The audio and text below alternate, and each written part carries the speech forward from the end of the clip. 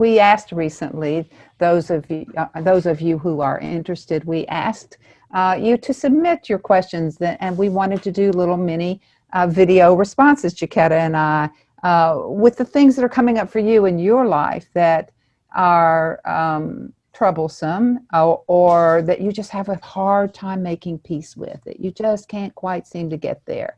And how does the guiding principles see life? And so this is why we're here today, is to take our first inquiry, which it was done through Facebook. So this is actually an old friend of mine. But Ketta, do you remember what the question was? Do you want to ask it, or Well, I can summarize because I don't have it in front of me, and it had to do with politics and getting off of the triangle with politics in your own mind, and how something about seeing it as more inclusive. Yeah, wishing government would be more inclusive, and yeah, here it is. I just found the question. It says, I'm clearly in victim, she said, around the upcoming election and wanting the government politics to be more inclusive. How would Lynne approach getting off the triangle or seeing the perfection in this? That is such a good question, so relevant for our time right now, right? We can all get triggered. And the thing to remember is that the guiding principles talk to us about how the world is always reflecting to us our own vibrational flavor. So whatever I'm feeling, and based on what I'm telling myself about the world outside of me, it's always going to draw to me that which will reflect. And the thing about that is I'm learning how very true that is on every level. I mean, I haven't found an exception to that. So what does your response to politics mirror to you? It's sort of like when you mention the word inclusive, when someone says, I wish they would be more inclusive, then the thing that we're not recognizing is how non-inclusive we are being in the moment that we're wishing they would be more so. It's like, I want them to include more, but I'm not willing to include them. Well, even the language insinuates that there is, it's them and us. Yes. It's they versus we, that there's a difference. And the great thing about it is you can see everyone takes what they see in politics or life or any given situation, and they have a totally different response to it, depending on what they're believing about what they're seeing. And so when you find yourself triggered about it, that's an indicator that it's time to look within and say, what are you telling yourself this means? What does it mean? And how do I do that same thing in my own relationship mind? with myself? Exactly. Yes. Yeah, it does. It's always a reflection of my relationship with me. It doesn't matter how global it is. And it's a reflection of my relationship with me based on my response to it. And when there is resistance, when there's a pushback against whatever it is, no matter how right we are or think we are, because that's an opinion.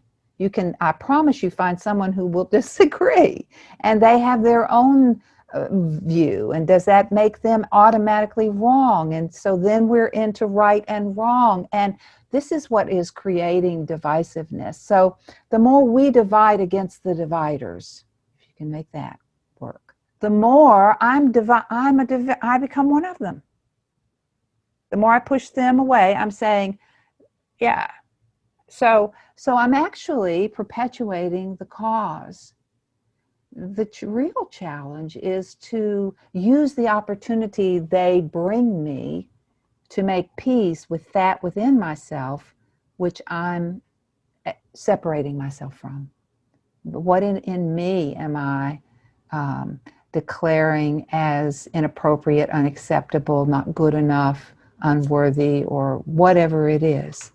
that I'm projecting onto them. It doesn't mean that they're not doing what they're doing, but I understand that I'm seeing it and I'm in misery about it because of what I'm telling me, not because of what they're doing. And we can only see them through our story of them. And so that doesn't mean that we don't choose a position on an issue, but it does mean that we don't turn others who see it another way, we don't need to turn them into the enemy and push them away.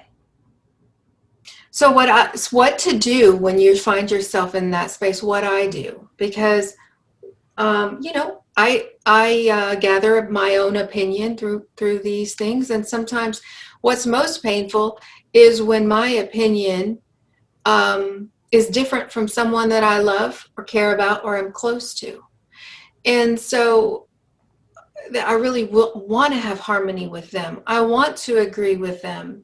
So what I've decided to do in those situations is kind of, let my story drop a little bit, just enough to where it's comfortable, and say, what are the things that we share? What are the opinions we agree on?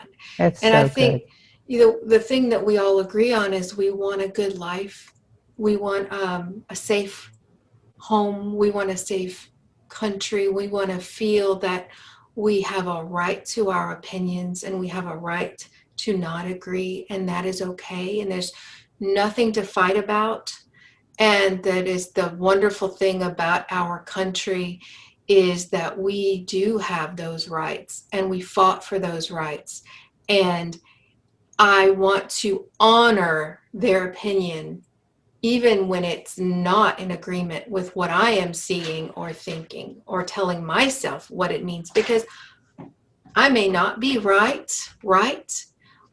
I may not know all of the facts. It's kind of like a nice exercise for me to say, I'm going to just kind of stand back, see how this plays out, watch what happens, gather more information.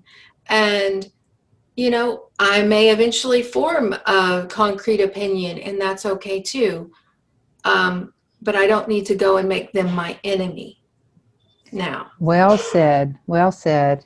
And that is exactly it, because what we want to do in any situation where we're experiencing resistance and low frequency vibration, emotion that leaves us unsettled and out of harmony with ourselves and the world around us, anytime we feel that, it is about self-maintenance. It's not about making them change.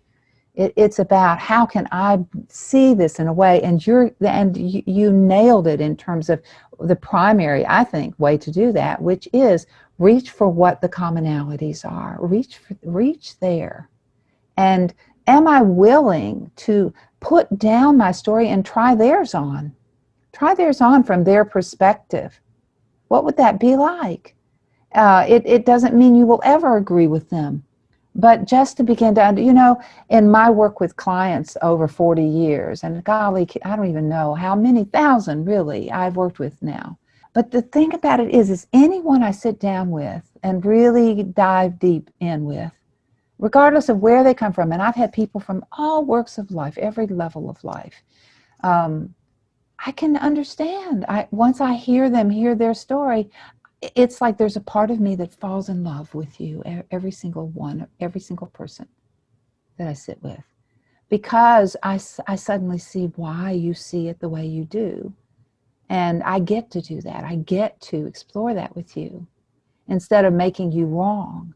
I don't know why we forget about this in the political world, but we seem to.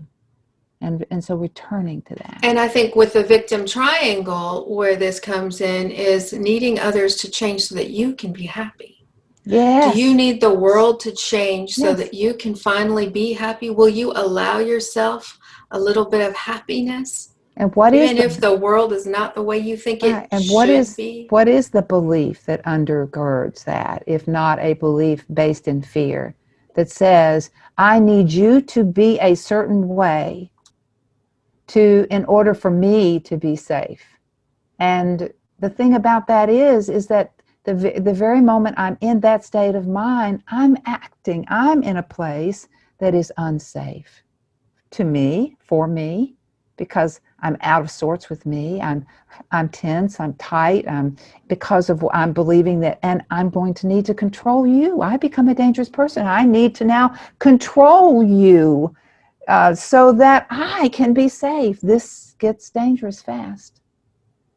We had a lot to say about this, didn't we, Kata? I Yeah, there appreciate is a this. lot. A lot to say. It's a deep The question. victim triangle is everywhere in the news. It's the best place to look if you're wanting to find examples of it. And I think that is the root cause, is when you think the world needs to be different for you to Mhm. be okay. Because you're afraid. Because you're afraid that if, and so what if we saw, what if we were to shift our perspective to one that says, this is what's working because, and I want to focus on this because it is working, because I know that when I focus, whatever I focus on gets bigger. Practice the freedom that we have and watch it grow. Push against. See if your mind is focused on scarcity and contraction and how we don't have what we want and how we need to have, then we are actually creating more of that. We're actually inviting more of that. We will find what we're looking for. We will see what we believe. All right, perfect. We're looking forward to your more Comments. comments Yeah, and yeah, yeah. questions. If you have And, a situation that you want to and let other bring. people know about our response if you liked it. Share it. Share it with others. And if you want to have more conversations like this live with us, we do this twice a month on Reality Formula Live. It's a platform that we do at realityformula.com. Check it out. And members get to volunteer to process any life situation with Lynne, and then I get to, be part of it too. So it's fun.